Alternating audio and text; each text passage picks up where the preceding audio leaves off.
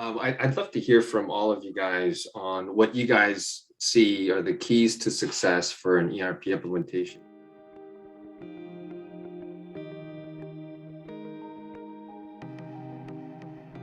We always talk about people, process, and systems. So I'll address the people part.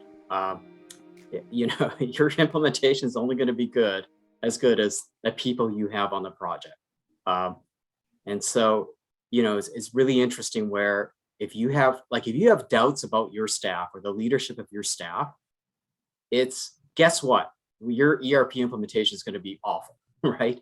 And we've seen this manifest itself in clients, and it often shows up. That's why we get brought in and Henry gets brought in afterwards to clean up messes, because it don't have the right leadership, for your ERP project. It's also about bringing in the right resources. You don't want to burn up they all have day jobs. They have tough day jobs already. And to be realistic, you need to be realistic in how you resource and the time that is required to commit to an ERP implementation. Burdening your current staff with double the amount of work isn't a successful formula in the long run for you. And that's why, there are consultants who will bring in teams to do your data transformation, and they'll manage all those processes for you to lighten the load, for the existing staff. There's already going to be enough commitment just in terms of just describing requirements and testing, et cetera, that your current staff's going to have to put into a project. But bring in resources that are going to help them, get through their day jobs. And finally, I always say, bring in if you don't have the experience on your staff, bring in that functional consultant who has seen ERP implementations, who will be an advocate for you, during implementation, working with your implementer, and is going to help you solve problems. And that person, you want leadership from that person, and who can make some decisions and will make decisions that will, help you in the long run, just avoid some of the pitfalls of putting in, your bad current processes. And, they'll be able to refer you to kind of best in class, processes that tend to work over all these different companies, because they've had the benefit of seeing implementations over over a range of companies, and what works best and what doesn't work best. So I'll throw the processes and the systems part over to Ashish and Dave. Okay, great. And Ashish, as someone I self-proclaim as a unicorn ERP consultant that also gets master data and the data world of tools and cloud, you're definitely a scarce resource out there in the market, and someone who's very, very needed and sought after. What are you seeing as some of the tips you can recommend on having a successful ERP implementation? Yeah, no, I think that's a good question, Henry. And then just going back of what Greg said, I really think people are still having the right team is key, right? So I'm glad we went with that first, and then process and tech. And I think my colleague David too will attest to this, right? A lot of times I think we put the tech before the process, and I think it just doesn't go well, and I know there are different schools of thought on this. And yes, there are, sometimes if it's very simple, yes, you can just pick a technology and go with it. But, truly complex areas, retail, CPG, some of the life science clients is where there are multiple handoffs in your workflow. You really need to think through your process before you, go and implement. And I think that is really key. And again, to your point about resources, it's tough to find, true process-oriented people in that particular industry who can come in and, assist a client. And some of this work is even before an actual ERP implementation, right? So we find that, again, it's almost, a joke, I would say, right? When we go into clients and we say, what kind of current documentation do you have on your process flows? And, the client themselves comes back and says, well, what we have is 20 years outdated. Right. So, and it's hard to keep a lot of that stuff updated, but I think it's a good time to reevaluate process when you do an ERP implementation. I think it takes a lot of the pain that you will find out, and sometimes you won't until you go live. But if you're still doing it partly right, you will find out during time of testing or user acceptance, reviews, you will find out that it's not lining up, to what your process is.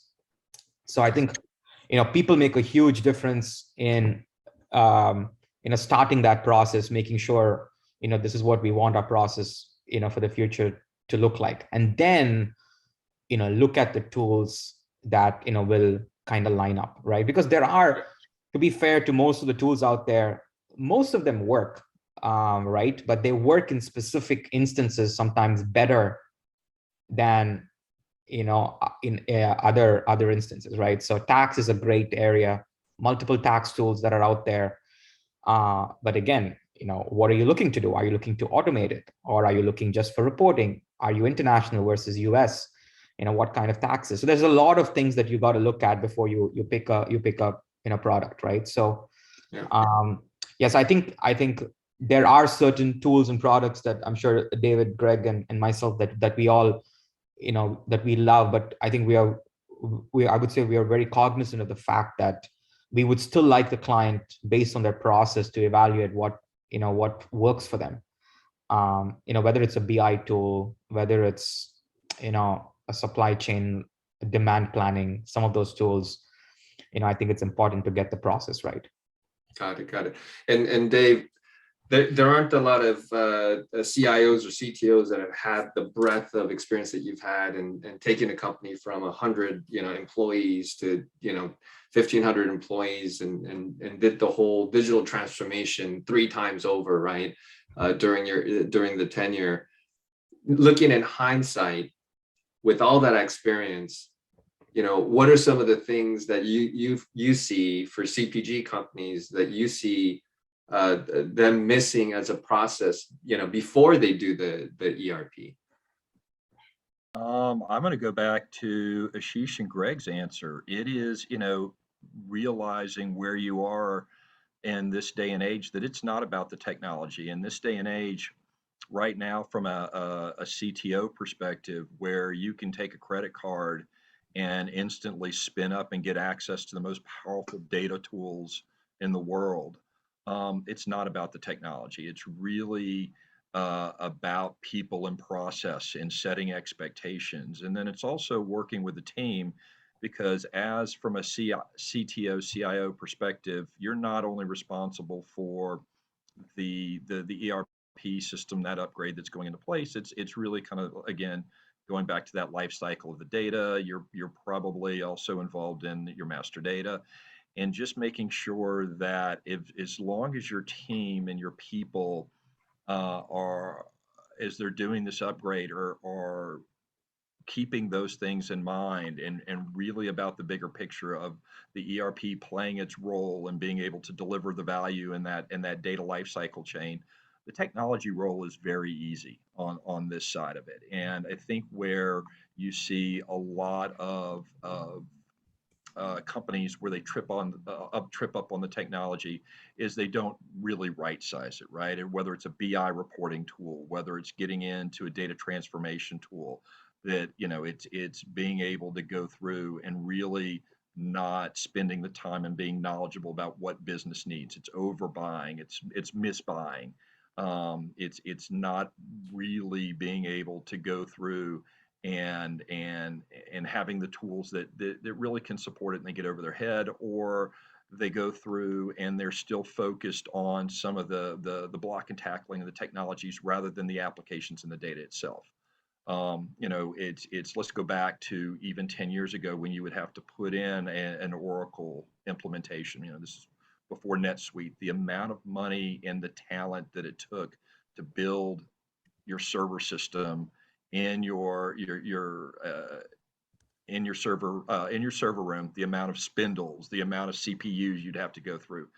Now that that's not done, now that you don't have to do that in these cloud environments, it's really about making sure that everything is laid out before you start spending any money on technology, on integration tools, really making sure that there's a plan for that. And it really is about process, and really holding the rest of the teams accountable for that. I think that's really the biggest issues that I see. Is it's just, there's still a little bit of the cowboy and the CTO to run out and start picking tools before the rest of the team identifies solutions.